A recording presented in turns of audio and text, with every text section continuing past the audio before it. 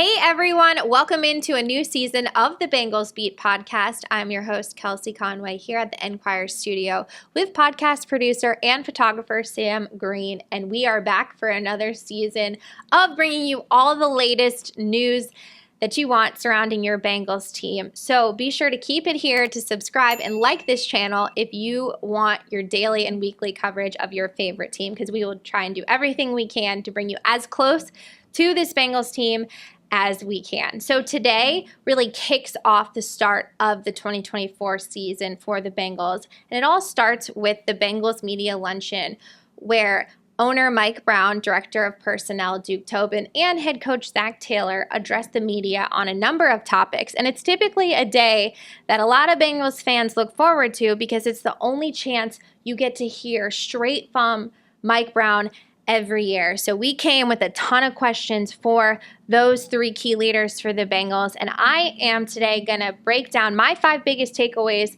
from everything that was covered at the Bengals media luncheon. Number 1 for me was Zach Taylor fully clearing quarterback Joe Burrow for full contact when the team gets on the practice field on Wednesday. This is a huge deal for the Bengals because they've been waiting for this moment. Since Joe Burrow went down on that Thursday night against the Ravens back in November, the Bengals have been waiting for this day where they can put Joe Burrow out there and basically let him do whatever he needs to do. But they are going to be very careful with him. So just because he's fully cleared doesn't mean you're going to go out and see a lot of different things from him than you've usually seen in training camps in years past, because the most important thing for this Bengals team is to make sure number 9 gets to week 1 without an injury. So this week, I'd expect things to be simmered when it comes to Joe Burrow. They're going to ease him into things. When I asked Zach Taylor if he was going to be on a pitch count when he does practice, he declined to answer specific questions on Joe's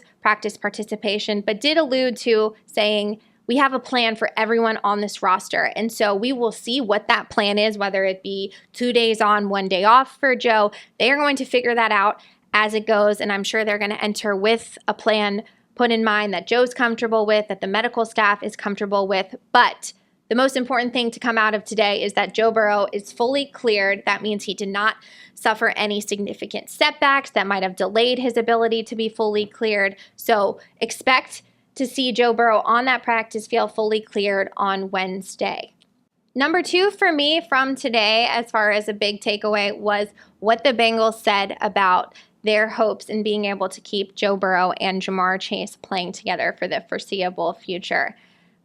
Owner Mike Brown said they're going to do everything they can to keep number 1 playing here in Cincinnati, but they also understand it's not going to be an easy feat. But I think what should make Bengals fans feel very comfortable is that the conversations have already started with Chase's representation. Both Duke Tobin and Mike Brown said as much today, and I wouldn't expect this to be a deal that gets done in the next month. I think next offseason is the more realistic target date when you look at how the Bengals have recently done things as far as getting contract extensions done for their top players. So I think that the fact that these conversations have started right now is a step in the right direction, and everyone acknowledging it's not going to be easy because Chase is going to come with a hefty price tag. And when Justin Jefferson reset that wide receiver market right at the beginning of summer, the Bengals surely took note of it, and as they continue to have conversations with Chase and his representation, they will try to sort through what they're comfortable with. But Mike Brown did bring up that big conversation about the pie and how everything needs to work together. And they've already paid Joe, but his number 1 takeaway to me today from the Ja'Marr Chase conversation was that Joe Burrow was priority number 1 and Ja'Marr Chase is priority number 2. So that's the latest on where things stand as far as Ja'Marr Chase and his future here in Cincinnati. So number 3 for me was what Duke Tobin had to say about the running backs room. And for the Bengals, the last couple of years, the running back room has been one that hasn't changed much. So you knew what you were going to get every training camp and heading into every season in terms of Joe Mixon was going to be your bell cow. You knew the style of runner he was.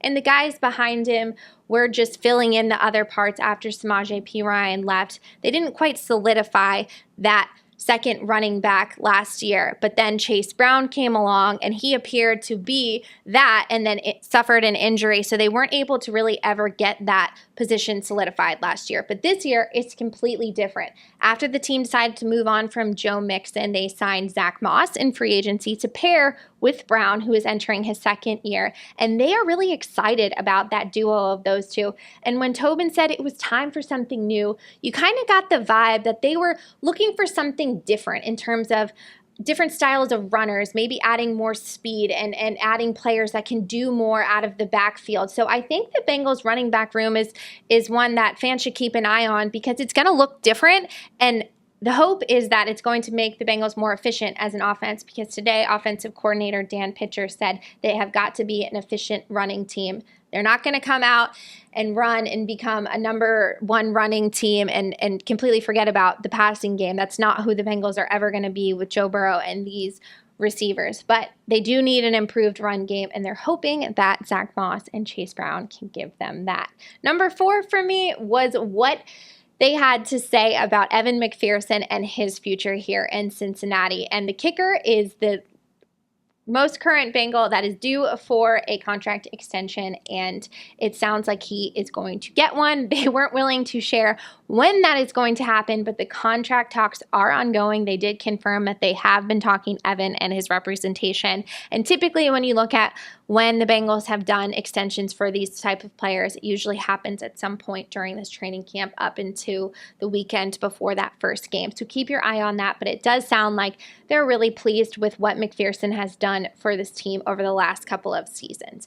And the 5th takeaway for me is what Mike Brown didn't say about the stadium lease negotiations at Paycor Stadium. When asked multiple questions about where things stand, what they're expecting from Hamilton County, he said, I'm only going to talk about football. And so today he did not take on one question about where things could potentially go down the road in terms of the Bengals stadium lease that is up in 2026. So we will have to wait and see where things fall with that, but no update there as far as Paycor Stadium and its future with the Bengals. So those are just a couple of my biggest takeaways from today.